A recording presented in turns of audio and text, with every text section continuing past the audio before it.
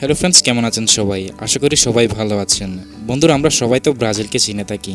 তো আজকে আমরা ব্রাজিলের প্রতীক এবং বিশ্বের নতুন সপ্তম আশ্চর্য ক্রাইস্ট দ্য রিডিমার স্ট্যাচু নিয়ে আলোচনা করব। তো চলুন বন্ধুরা, ভিডিও শুরু করা যাক। কর্কোবোদা পাহাড়ের উপর বড় একটি মূর্তি নির্মাণ করার ধারণা প্রথম 1850 সালে প্রস্তাবিত হয়েছিল, যখন ক্যাথলিক ধর্মযাজক পেড্রো মরিয়া বস এবং একটি বড় ধর্মীয় স্মৃতিস্তম্ভ নির্মাণের জন্য রাজকুমারী ইসাবেলের কাছে আর্থিক সাহায্যের জন্য অনুরোধ করেছিল। যখন ব্রাজিল একটি প্রজাতন্ত্র হয়ে ওঠে, তখন গির্জা এবং রাষ্ট্রবিচ্ছেদ আইন প্রয়োগ করা হয়েছিল। তখন রাজকুমারী ইসাবেল কোনো চিন্তাভাবনা না করেই 1889 সালে এটি বাতিল করেন। পাহাড়ের উপর একটি ল্যান্ডমার্ক মূর্তির দ্বিতীয় প্রস্তাব 1920 সালে রিওয়ের ক্যাথলিক সার্কেলরা করেন। ব্রাজিলের দক্ষিণ পূর্ব শহর রিও দু জানেরোতে যিশুর এই বিশাল মূর্তিটি রয়েছে। পাহাড়ের চূড়ায় 2 হাত প্রসারিত করে দাঁড়িয়ে আছে যিশু।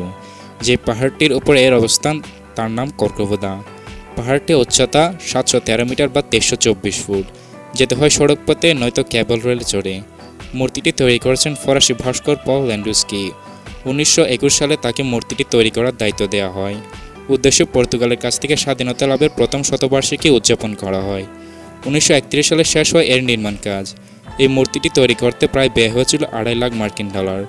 গ্রানাইটের তৈরি এই মূর্তিটি 30 মিটার বা 100 ফুট উঁচু। যে বেদিটির উপর মূর্তিটি স্থাপন করা হয় তারই উচ্চতা 6 মিটার বা 20 ফুট। মূর্তিটি এমনভাবে তৈরি করা হয়েছে যেন যিশু তার 2 হাত প্রসারিত করে শহরটিকে আলিঙ্গন করছেন। পাহাড় আর পানি দিয়ে গাড়া রিও ডি জেনেরো শহরের সবচেয়ে দর্শনীয় স্থানগুলোর মধ্যে এটি অন্যতম।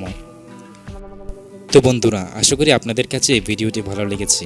যদি এই ভিডিওটি ভালো লেগে থাকে তাহলে অবশ্যই আমার চ্যানেলকে সাবস্ক্রাইব করবেন, লাইক করবেন এবং শেয়ার করবেন। ধন্যবাদ এতক্ষণ সাথে থাকার জন্য। খুদা।